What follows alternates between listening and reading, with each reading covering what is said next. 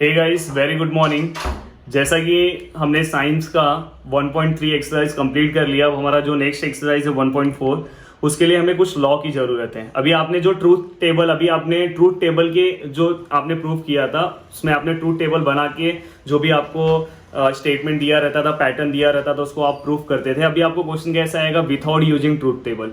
Without using truth table मतलब आपको कुछ लॉ है उसका आपको याद करके वो आपको करना है। गाइस, ये हर साल मैं लॉ कराता हूँ, मैं हर एक बच्चों को लॉ याद भी कराता हूँ, बट एग्जाम के टाइम पे ना बच्चे बस वो टेबल वाला ही क्वेश्चन अटेम्प्ट करते हैं। लॉ वाला क्वेश्चन अगर एग्जाम में आता है तो अटेम्प्ट नहीं करते। तो आपसे मेरा रिक्वेस्ट है कि आप प्लीज उसको अटेम्प्ट करो, ये इसीलिए आपके लिए मेहनत करा के ले रहा हूँ मैं। और कॉमर्स वालों को भी सेम है। कॉमर्स वालों का 1.8 एक्सरसाइज के बाद शायद 1.9 एक्सरसाइज है, वो पूरा का पूरा इसके ऊपर ही डिपेंड है। तो साइंस एंड कॉमर्स दोनों को ये वीडियो देखना है, दोनों के पास वीडियो जाएगा। ये स्पेशल वीडियो बस मैंने लॉ के ऊपर बनाया। लॉ बहुत सारे टीचर्स क्या रहेंगे पता है आपको? लॉ यहाँ पे याद करा देंगे, यहाँ पे लिख देंगे पूरा, और लिखने के बाद आपको ऐसे एक्सप्लेन कर देंगे। वो तो आप भी कर सकते हो ना, वो काम आप भी कर सकते हो। यहाँ पे मैं पहले से ही लिख दूं और बाद में बोलूंगा ये ऐसा है वो ऐसा है, तो ऐसा तो आप कर सकते हो। बट यहाँ पे मैं आपको, देखो, क्योंकि मैथ्स के टीचर्स हैं, समझो मैथ्स के टीचर्स है तो उन्हें फॉर्मूला खुद याद होना चाहिए, उन्हें लॉ खुद याद होना चाहिए, सब चीज़ें यहाँ पे याद होनी चाहिए। हाँ, कभी कभी हमारा टाइम का प्रॉब्लम होने की वजह से हम लिख लेते हैं पहले, कि जैसे कि कुछ सब्जेक्ट्स है कि यहाँ पे हमें लिखना पड़ता है टाइम के प्रॉब्लम की वजह से। बट मैथ्स का फॉर्मूला तो आप इन जनरल यहाँ पे बोर्ड पे लिख सकते हो, जिससे आपको पता चलेगी, बच्चों को पता चलेगी कैसे कौन से स्टेप पे हमें कैसे याद रखना है। तो गाइस, जैसे कि हमने कल डेरिवेटिव के फॉर्मूले देखे थे, तो आज हम लॉ के ऊपर देख रहे हैं। थोड़ा सा डिफिकल्ट है, बट आप साथ दोगे तो कोई भी चीज़ डिफिकल्ट नहीं है, आप सब चीज़ों को समझ सकते हो। तो एक बार फिर से ध्यान दो अच्छे से। देखो यहाँ पे पहले नाम याद कर लो। देखो नाम बहुत भारी भारी है, आपके बुक का चाहिए तो पेज नंबर भी निकाल के रखोगे, पेज नंबर मैं बता दूंगा बाद में।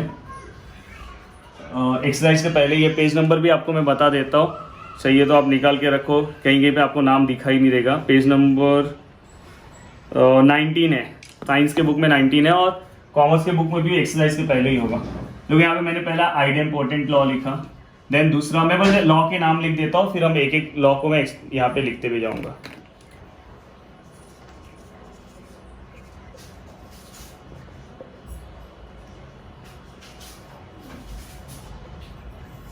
Commutative law, commutative law, associative law, यहाँ पे मैं बोलते भी जा रहा हूँ, अगर आपको कुछ दिख नहीं रहा होगा तो आप।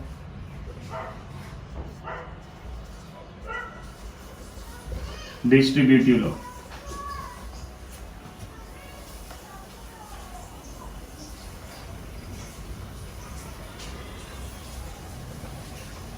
डी मॉर्गन्स लॉ,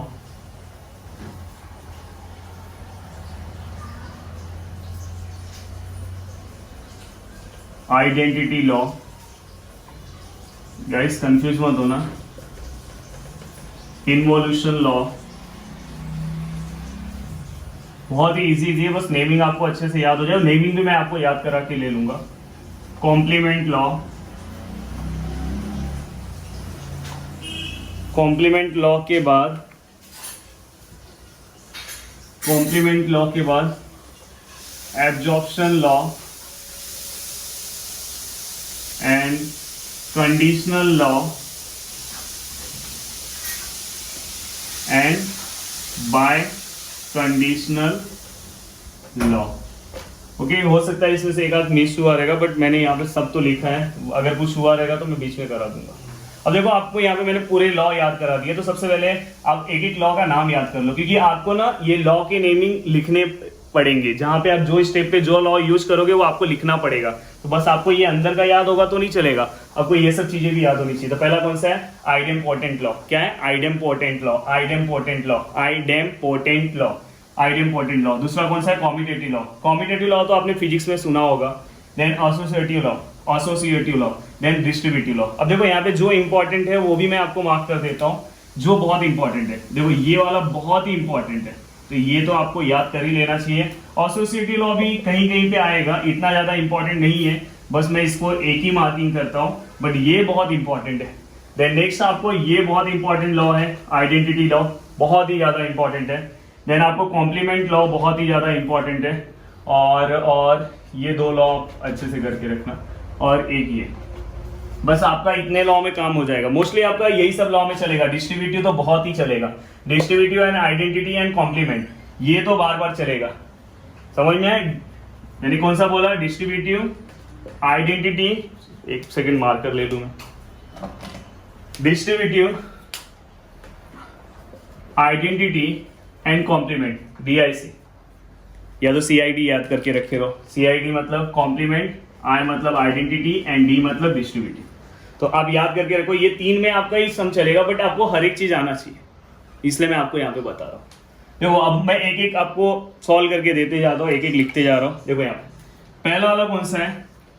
P और P equivalent P, P and P equivalent P। याद हो गया आपको? आइडेंपोटेंट लॉ। और रहेगा, अगर दोनों सेम है तो वही आएगा आंसर, P और P। अगर यहाँ पे Q भी दोनों रहा तो उसका भी आंसर वही आएगा, ये आपको याद हो गया।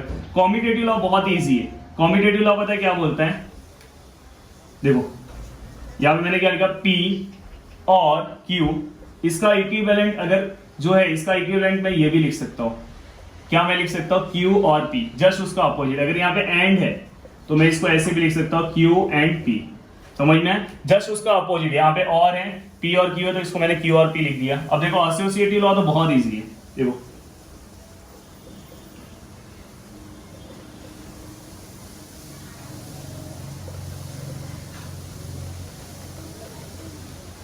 यहाँ पे मैंने एंड का पूरा सिंबल दिया, यहाँ पे थोड़ा नीचे लेता हूँ। अब यहाँ पे और का लिखता हूँ, और कुछ नहीं लिख रहा हूँ, बस ये PQR लिख रहा हूँ और ले रहा हूँ, PQR और R थोड़ा अच्छे से लिख दो। अब आपको क्या करना है पता है? कभी कभी आप ब्रैकेट लेते हो, कभी कभी ये दोनों में आपस में झगड़ा हो जाएगा बीच में। कभी कभी ऐसा होता है ना, जब छोटे थे तो झगड़ा हो जाता था, तो उसको बोलते थे भाई मेरा आधा बेंच है, अब तू साइड हट जा, इस बेंच पे इतने जगह पे मैं बैठूंगा। अपना ऐसे नापते थे, हाथ से ऐसा नापते थे ना, ऐसे इतना भाई तेरा है, इतना मेरा है। तो सेम यहाँ पे वही मैटर, अगर कुछ मैटर हो गया, जब सम के टाइम बताऊंगा, तो आप यहाँ पे ऐसा ब्रैकेट जब दोगे ना, ऐसा ब्रैकेट दोगे ना, या ऐसा ब्रैकेट दोगे ना, इसको जब भी ब्रैकेट दोगे तो उसे एसोसिएटिव लॉ बोलेंगे। कौन सा लॉ बोलेंगे? एसोसिएटिव। देखो यहाँ पे डिस्ट्रीब्यूटिव लॉ बहुत ही इंपॉर्टेंट है। तो गाइस यहाँ पे आपको दिखाई दे रहा है, ये दिख रहा है कैमरे पे? हाँ, बहुत ही इंपॉर्टेंट है। यहाँ पे ध्यान दो, देखो P और Q R। देखो यहाँ पे और है तो यहाँ पे एंड होगा, हमेशा याद रखना। यहाँ पे और है तो यहाँ पे एंड होगा। अब ये क्या होगा? अंदर मल्टीप्लाई होगा। मैं यहाँ पे एक्सप्लेन करके बताता हूँ।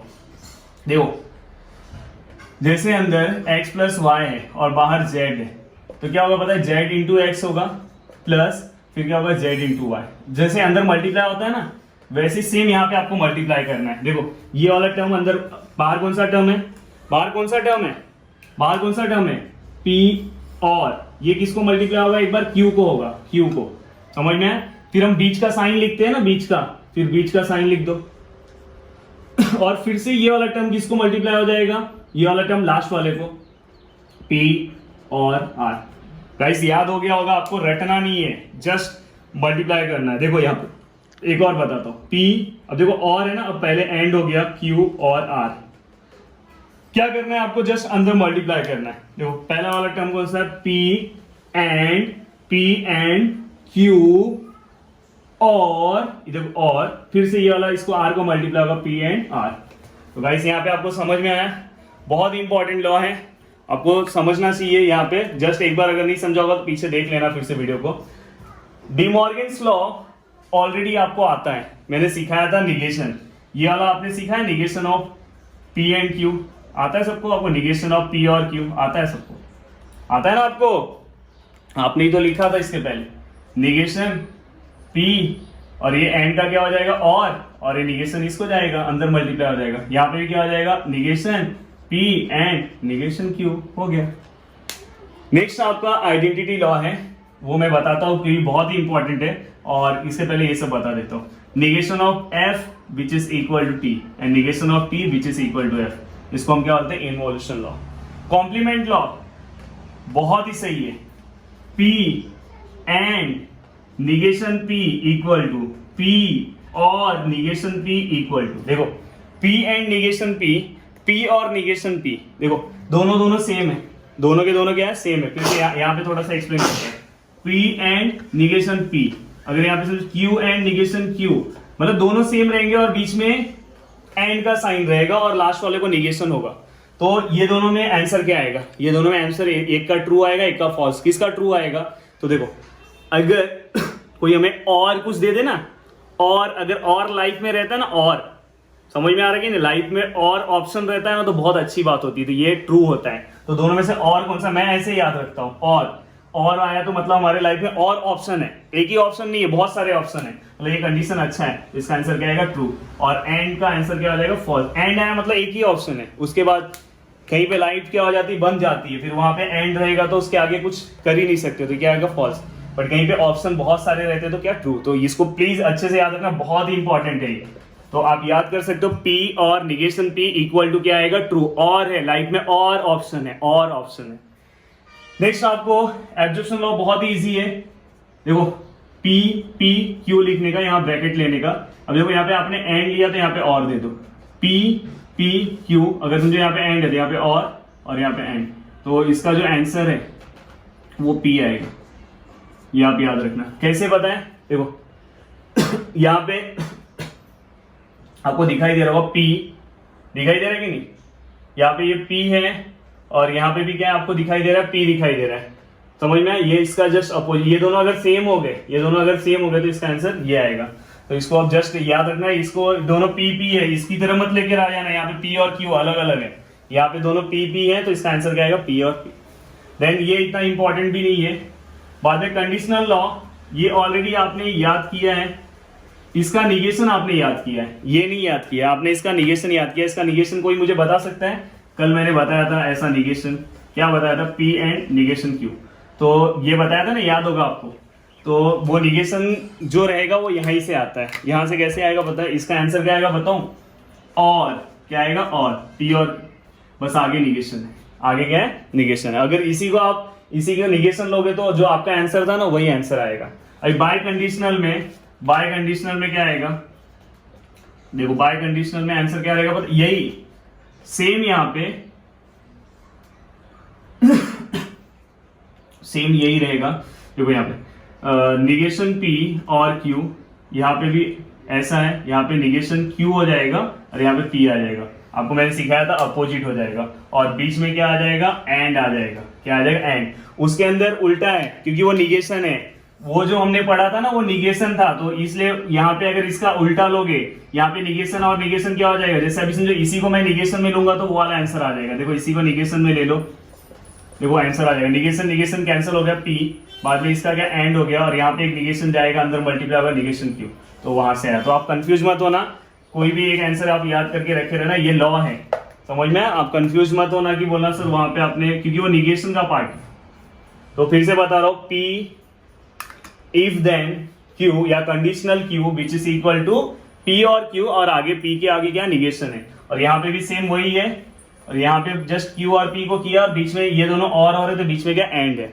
तो गाइस अच्छे से आपको सब चीजें समझ में आई। अब लास्ट, ये बहुत ही इंपॉर्टेंट है इसलिए बता रहा हूँ, ये वाला तो आपको समझा रहेगा। अब देखो यहाँ पे P एंड T, P और T, ये एक आ जाता है, और दूसरा आएगा P और F, P और F, ये इसके अंदर आता है। ये बहुत ही ज्यादा आता है और इसके अंदर मिस्टेक करते हैं। देखो पहला ऑप्शन है कि आप इसे रट लो, पहला ऑप्शन तो यही है, पर अगर मेरे ट्रिक से जाओगे, मैंने कैसे इसको याद किया है, मैंने कैसे याद किया पता है, देखो ये वाला रफ कर दूं, ये वाला पहला वाला रफ कर देता हूं क्योंकि ऑलरेडी बताया। देखो मैंने इसे कैसे याद किया है, P एंड T, देखो एंड आया ना, एंड हमें पता है एंड में T और T रहता है एंड में। ये कब ऐसा बन सकता था, किसके अंदर प्रॉब्लम था, इसके अंदर, समझ में आएगी नहीं। जब भी एंड आया और यहाँ पे T आया तो आपको फर्स्ट वाला आंसर लिखना है। किसको लिखना है, फर्स्ट वाला। एंड आया, एंड में आपको पता है एंड में ट्रू होता है, एंड में क्या होता है, ट्रू होता है, एंड में क्या होता है, ट्रू होता है। जब भी एंड में देखो यहाँ पे T दिखाई दिया तो आपको फर्स्ट वाला आंसर लिखना है, तो क्या लिखना है, P। और अगर समझो ऐसा है, एंड में तो फॉल्स आता ही नहीं है, एंड में दोनों ट्रू रहेगा, तो ऐसा आया तो आंसर किसकी वजह से रॉन्ग हुआ, इसकी वजह से, तो आंसर क्या आएगा, F आएगा। और दूसरा है, फिर से बता रहा हूं, अब देखो यहाँ पे ये थोड़ा आपको बार बार प्रैक्टिस करना पड़ेगा। अब देखो यहाँ पे और का बताता हूं, सेम और का भी, अब देखो और में फॉल्स आता है, और में फॉल्स आता है, हाँ आता है। फॉल्स अगर आया, हाँ फॉल्स आया तो यहाँ पे भी एक फॉल्स चाहिए था, तो आंसर फर्स्ट वाला आएगा। फॉल्स आया तो आंसर फर्स्ट वाला लिखने का, और फॉल्स नहीं आया तो आंसर सेकंड वाला। देखो ऐसे याद रखो। चलो एक शॉर्टकट ट्रिक बताता हूँ। देखो एंड में, देखो अब ये फाइनल ट्रिक है, याद रखो। मेरे पास क्या, मेरे को 2-3 ट्रिक है, मैं अलग अलग तरीके से याद रखता हूँ। आपको क्या करना है, जस्ट याद रखो। एंड में ट्रू आता है, both the value are true then answer is true. अगर आपको ट्रू दिखाई दिया तो आप फर्स्ट वाला लिखना। कौन सा लिखना, फर्स्ट वाला। और अगर ट्रू नहीं दिखाई दिया एंड में तो सेकंड वाला। वैसे ही फॉल्स का याद रखो, फॉल्स में both the value are false then answer false. अगर फॉल्स में आपको एफ दिखाई दिया तो फर्स्ट वाला आंसर लिखना, अगर एफ नहीं दिखाई दिया तो सेकंड वाला लिखना। समझ में? देखो एंड में ट्रू दिखाई दिया, आपको ट्रू दिखाई दिया तो आंसर मेरा क्या आएगा, पी आएगा। देखो ट्रू दिखाई दिया तो मेरा आंसर क्या आएगा, पी आएगा, फर्स्ट वाला आंसर आएगा। कौन सा आंसर आएगा, फर्स्ट वाला, क्योंकि एंड है। एंड में ट्रू दिखाई दिया तो मैं फर्स्ट वाला आंसर लिखूंगा। और मैंने बना दिया एंड के अंदर मुझे यहाँ पे फॉल्स रहेगा, यहाँ पे मुझे फॉल्स दिखाई दिया। एंड के अंदर मुझे यहाँ पे फॉल्स दिखाई दिया तो मैं कौन सा आंसर लिखूंगा, सेकंड वाला आंसर क्या, फॉल्स है। एंड के अंदर ट्रू दिखाई, देखो मैंने आपको डायरेक्ट बोला एंड के अंदर अगर आपको ट्रू दिखाई दिया तो फर्स्ट वाला आंसर आएगा, फर्स्ट वाला। और एंड के अंदर अगर आपको ट्रू नहीं दिखाई दिया तो आपका आंसर कौन सा आएगा, सेकंड वाला। तो आंसर क्या आएगा, सेकंड वाला। ये यहाँ पे लिखा। और में भी सेम कंडीशन है। और में अगर और का रूल क्या है, both the value are false then answer is false. और में अगर आपको ट्रू दिखाई दिया और में अगर आपको फॉल्स दिखाई दिया तो आप फर्स्ट वाला लिखोगे, हाँ फॉल्स दिखाई दिया तो फर्स्ट वाला। और में अगर आपको ट्रू दिखाई दिया तो आप कौन सा लिखोगे, सेकंड वाला आंसर लिखोगे। तो गाइस ऐसे आपको याद रखना है। फिर से यहाँ पे बता रहा हूँ, अगर फिर से कंफ्यूजन है, आप बीच में ना आप कमेंट्स में आपस में बातें करते रहते हो, इसलिए आपको चीजें समझती नहीं है। मैं रेगुलर में आपको देखते रहता हूँ, आप पढ़ाई से रिलेटेड बातें करो, एक दूसरे के आप किसी भी टॉपिक पे लेके उसमें बड़बड़ करते रहते हो। तो आप जो चीजें बता रहे हैं यहाँ पे आप ध्यान दो। देखो फिर से बता रहा हूँ क्योंकि ये थोड़ा सा कंफ्यूजिंग है। एंड में अगर एंड के अंदर अगर ट्रू आया तो फर्स्ट वाला आंसर लिखने का। एंड में ट्रू आया तो फर्स्ट वाला हमारा आंसर क्या आएगा, पी। एंड में ट्रू नहीं आया तो हमारा आंसर क्या आएगा, सेकंड वाला, मतलब आंसर क्या आएगा, एफ आएगा। वैसे आप और में याद रखो, और में अगर आंसर ट्रू आया और में फॉल्स आना चाहिए, अगर ट्रू आया यहाँ पे फॉल्स आना चाहिए तो फॉल्स नहीं है तो आंसर सेकंड वाला। और में फॉल्स आ गया तो आंसर क्या आएगा, फर्स्ट वाला। अब ऐसे याद कर लो। अगर मैंने यहाँ पे आपको बता दिया तो यहाँ पे मैंने सब चीजें आपको बता दिया है, जस्ट आपको पूरा का पूरा याद हो गया होगा। तो आप एक बार क्या करो, अच्छे से 1 बाय 1 में देख लो, कुछ बाकी तो नहीं है इसके अंदर। ऑलरेडी मैंने सब करा दिया। आइडिया इंपॉर्टेंट लॉ मैंने करा दिया, हाँ करा दिया। कॉम्यूटेटिव लॉ भी मैंने करा दिया, कॉम्यूटेटिव लॉ भी आपको करा के दे दिया। देन एसोसिएटिव लॉ भी मैंने आपको करा के दे दिया।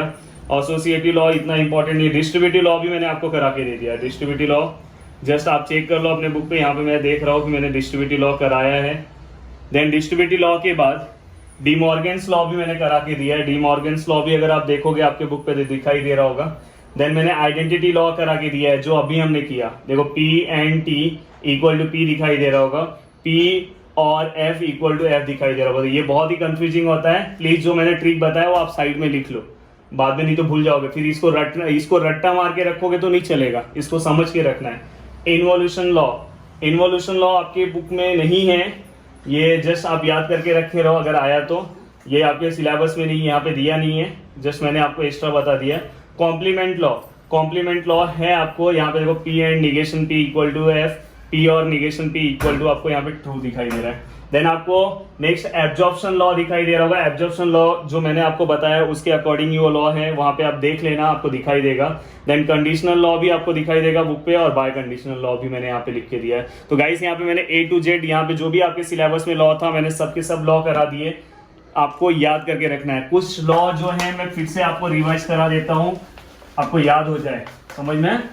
देखो कुछ लॉ है जो मैं याद करा देता हूँ, चलो फिर से थोड़ा सा रिवीजन करते हैं।